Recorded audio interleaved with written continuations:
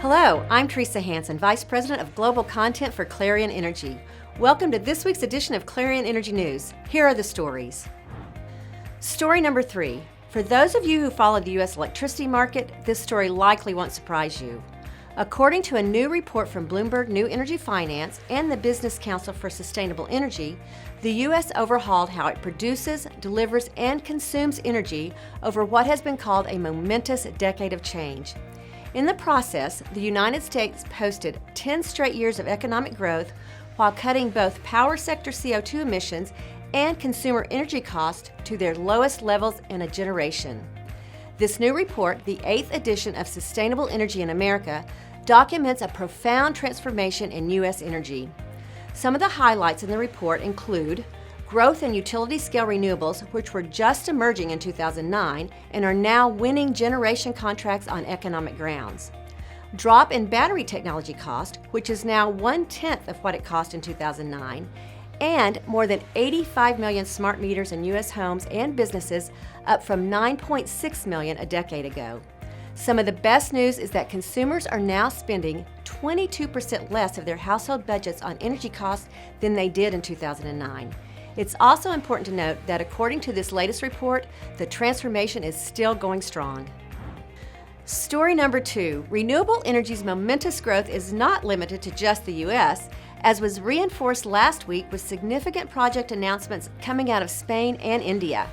Spanish utility Iberdrola will build its next wind farm, the Herrera complex, with the most powerful onshore wind turbine installed to date, a 4.5 megawatt turbine manufactured by Siemens Gamesa. The Herrera complex will have an installed capacity of 63 megawatts distributed between a total of 14 wind turbines. Forecasts indicate that the project will be operational later this year. In India, Bharat Heavy Electricals Limited recently commissioned 2 of the 4 units of the 600 megawatt Kaming hydroelectric project.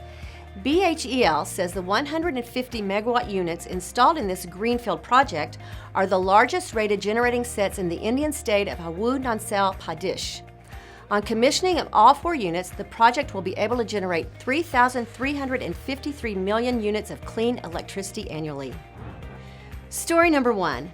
2 companies have announced that they will work together to make a byproduct of heavy oil refining into a viable fuel for power generation. Japan's Mitsubishi Hitachi Power System will work with KBR, an American firm based in Houston, Texas, to create a larger market for using extracted oil fractions in power generation. Such plants are fueled by the insoluble matter that remains when light oil fractions are recovered from heavy oil fractions through a process called solvent deasphalting, or SDA. Demand for light petroleum products has risen in recent years, resulting in more of the SDA byproduct, which has had limited use applications. These 2 companies hope to change that. KBR is focused on refining technologies to enhance the extraction ratio of the light oil fraction. The plant boilers developed by Mitsubishi will incorporate burners that allow the SDA pitch to be combusted as liquid without installing an additional system. Before I sign off, I want to remind you that PowerGen International's call for abstracts is currently open. If you work in the electricity generation industry and have experiences and knowledge you want to share with peers, PowerGen is a great place to do that. So submit your abstract right away. The deadline for submissions is February 24th. You can find the details about the call for abstracts on our website at power-gen.com. And I want to let you know that registration is now open for HydroVision International 2020, which will happen July 14th through the 16th at the Minneapolis Convention Center in Minneapolis, Minnesota. Visit hydroevent.com and click on the Register Now button. You'll see a menu of available registration options and prices. That's it for this week's Clarion Energy News. I'm Teresa Hansen. Thanks for watching.